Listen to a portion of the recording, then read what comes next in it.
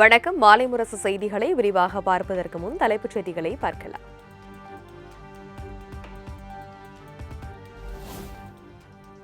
கடந்த முறையை விட கூடுதல் தொகுதிகளை கேட்டு பெறவே பியூஷ் கோயல் வருகை என தகவல். இபிஎஸ் உடனான இன்றைய சந்திப்புக்கு பின் அதிமுக பாஜக இடையே தொகுதி பங்கீடு முடிவாக வாய்ப்பு.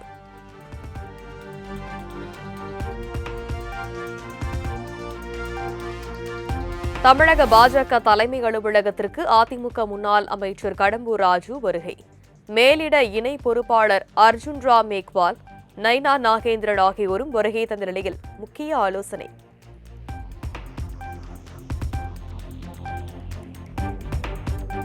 திராவிட மாடல் என்றாலே சிலருக்கு எரிகிறது என முதலமைச்சர் மு.க.ஸ்டாலின் காட்டம். தமிழ்நாடு 20 ஆண்டுகள் முன்னோக்கி சென்று கொண்டிருப்பதாகவும் சென்னையில் நடைபெற்ற புத்தக வெளியீட்டு விழாவில் பேச்சு. அவங்களுக்கு அடிமை சேவகம் செய்யக்கூடியவங்களுக்கும் திராவிடம் என்றாலும் திராவிட இயக்கங்கள் என்றாலும் திராவிட முன்னேற்ற கழகம் என்றாலும் கசக்கு ரொம்ப எரியுது.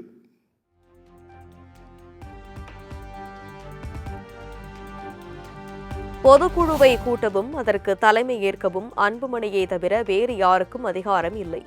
ராமதாஸ் தரப்பில் சேலத்தில் அறிவிக்கப்பட்டுள்ள பொதுக்குழு கூட்டத்தில் அன்புமணி பாமக தரப்பில் எதிர்ப்பு தெரிவித்து அறிக்கை.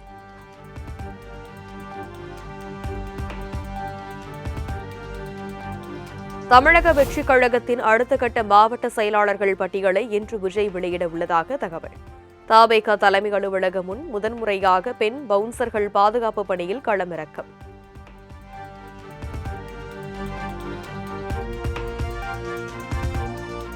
சீமானும் விஜயும் RSS பெற்றெடுத்த பிள்ளைகள் என்பது அம்பலமாகிவிட்டது. ஒருவர் திமுகவை வீழ்த்தவே கட்சி தொடங்கியிருக்கிறார். மற்றொருவர் தமிழ் தேசியம் என்ற பெயரில் இந்து தேசியமும் பிரமாண தேசியமும் பேசுவதாக திருமாவளவன் பேச்சு. 2 பேரு தங்களை தாங்களே அடையாளப்படுத்திக் கொண்டார்கள். தமிழ்நாட்டு மக்கள் விழிப்பாக இருக்க வேண்டும். ஒரு தம்பி இப்ப புதுசா கட்சியை தொடங்கிய தம்பி, அவருக்கு ஒரே ஒரு அஜெண்டா தான், ஒரே கட்சி ஒரே அஜெண்டா. அவருக்கு என்ன அப்படின்னா ஒரே அஜெண்டா தான். திமுக ஒரு தீய சக்தி, திமுக ஒரு தீய சக்தி, திமுக ஒரு தீய சக்தி. தம்பி சீமானும் தம்பி விஜயும் இன்றைக்கு RSS பெற்றெடுத்த பிள்ளைகள் என்பது அம்பலமாகிவிட்டது.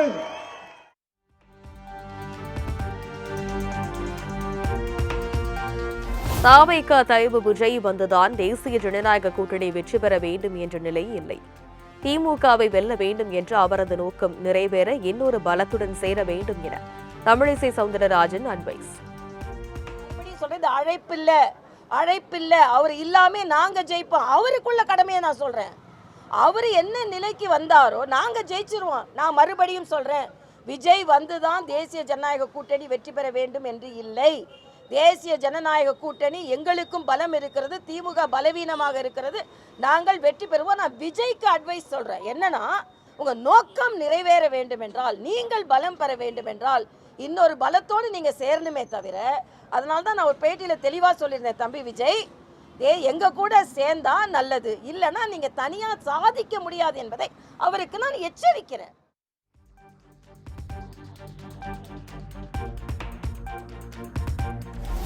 பழைய அடிமைகளுடன் சேர்ந்து புதிய அடிமைகளும் சேர்வார்களா என்று சங்கி கூட்டம் காத்திருக்கிறது. சென்னையில் நடந்த கிறிஸ்துமஸ் விழாவில் துணை முதலமைச்சர் உதயநிதி ஸ்டாலின் விமர்சனம். அடிமை கூட்டம் பயப்படும். கலைஞருடைய உடன்பிறப்புகள், குறிப்பா தமிழ்நாட்டு மக்கள் என்னைக்கும் இதற்கெல்லாம் பயப்பட மாட்டாங்க. பீகார், உத்தரப்பிரதேசம், மத்திய பிரதேசத்துல நீங்க ஜெயிக்கலாம், வடநாட்டில் நீங்க ஜெயிக்கலாம், ஆனா உங்க பருப்பு என்னைக்கும் தமிழ்நாட்டில் வேகாது.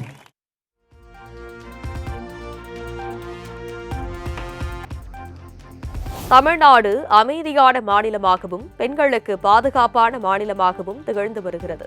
தவேக சார்பில் நடைபெற்ற சமத்துவ கிறிஸ்துமஸ் விழாவில் ஆற்காடு நவாப் பேச்சு. It doesn't mean you are Muslim, Hindu, Christian. In Tamil Nadu, the most important thing is you respect as a human being. There is safety for people. There is safety for ladies. There is safety for children. And I think we are the second largest economy in India.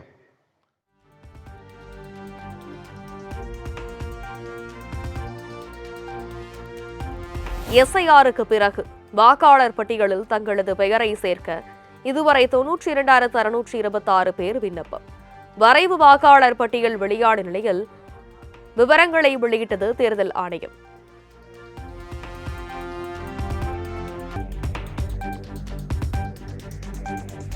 வாக்காளர் பட்டியலில் பெயர் சேர்க்க, நீக்க, திருத்தம் செய்ய 75,000 வாக்குச்சாவடிகளில் சிறப்பு முகாம்கள் டிசம்பர் 27, 28 மற்றும் ஜனவரி 3, 4 ஆகிய தேதிகளில் நடைபெறும் என தமிழக தலைமை தேர்தல் அதிகாரி அறிவிப்பு.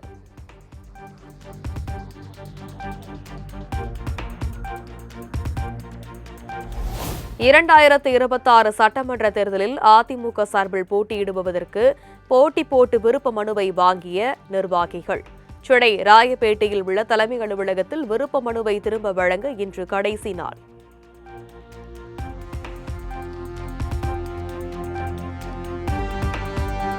சென்னையில் ஆபரண தங்கத்தின் விலை சவரனுக்கு 1,600 உயர்ந்து 1,02,160க்கு விற்பனை. 1 கிராம் தங்கம் 12,770க்கு விற்பனையாகிறது.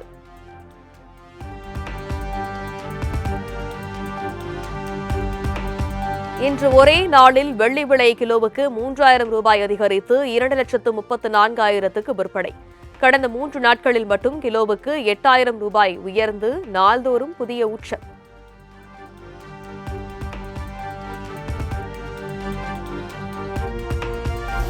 பிராட்வே பேருந்து நிலையம் சுற்றியுள்ள கடைகளை அகற்ற உத்தரவு. பேருந்து நிலைய புனரமைப்பு பணி காரணமாக நடவடிக்கை என தகவல்.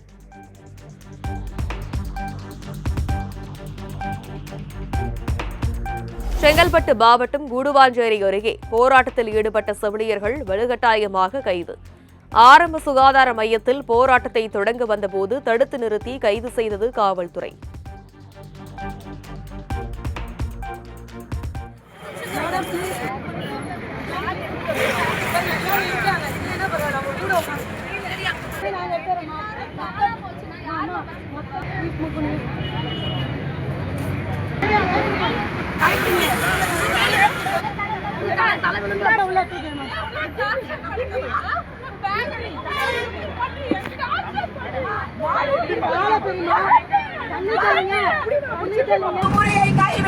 அடக்குமுறையை கைவிடு. நாங்கள் எல்லாம்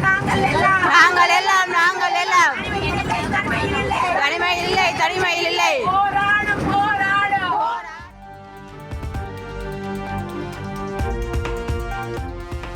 நாளை முதல் அரையாண்டு விடுமுறை தொடங்கும் நிலையில் விடுமுறையில் சிறப்பு வகுப்புகள் நடத்தக்கூடாது என பள்ளிக்கல்வித்துறை உத்தரவு.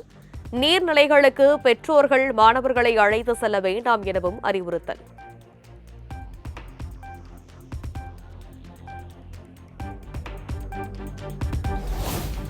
இரண்டாயிரத்து 2024-2025 நிதியாண்டில் பல்வேறு தரப்பினரிடம் இருந்து 6,654 கோடி நன்கொடை பெற்ற பாஜக, காங்கிரஸ் 522 கோடியும், திரிணாமுல் காங்கிரஸ் 184 கோடியும் நன்கொடை பெற்றதாக தேர்தல் ஆணைய இணையதளத்தில் தகவல்.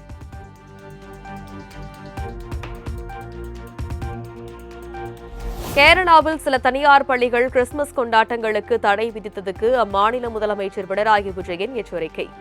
சாதி மதம் கடந்து கல்வி கற்கும் இடம் பள்ளி, அங்கு பிரிவினைவாத விதைகளை விதைக்கும் முயற்சியை ஏற்க முடியாது எனவும் காட்டும்.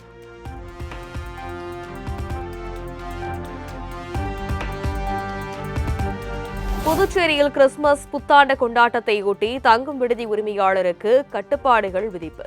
புத்தாண்டு கொண்டாட்டத்தின் போது நள்ளிரவு 2 மணிக்குள் பயணிகள் தங்கும் விடுதி அறைக்குள் வந்துவிட வேண்டும் என காவல்துறை உத்தரவு.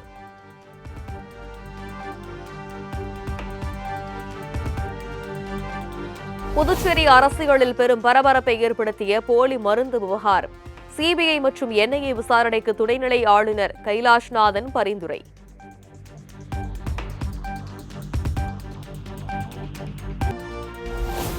கேரள மாநிலம் பத்தனம்திட்டாவில் மக்களை தொடர்ந்து அச்சுறுத்தி வந்த புலி கூண்டில் சிக்கியது. ஆக்ரோஷமாக புலி உருமி நடுங்கிவிடும். திக் திக் காட்சி.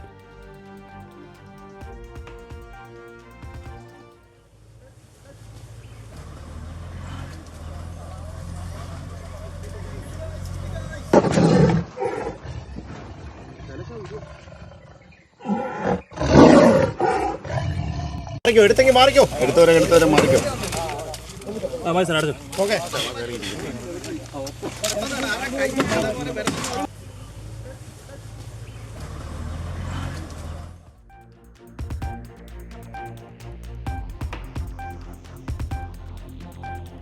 நாளை காலை 8:45 மணிக்கு விண்ணில் பாய்கிறது ப்ளூபேர்ட் செயற்கைக்கோள்.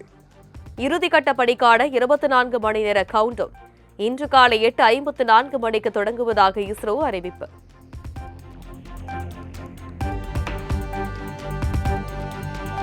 இந்தியர்கள் சீனாவிற்கு செல்ல ஆன்லைனில் விசா விண்ணப்பிக்க இணையதளம் தொடக்கம். பாஸ்போர்ட், போட்டோ போன்ற ஆவணங்களை பதிவேற்றி விண்ணப்பத்தை சமர்ப்பிக்க ஏற்பாடு.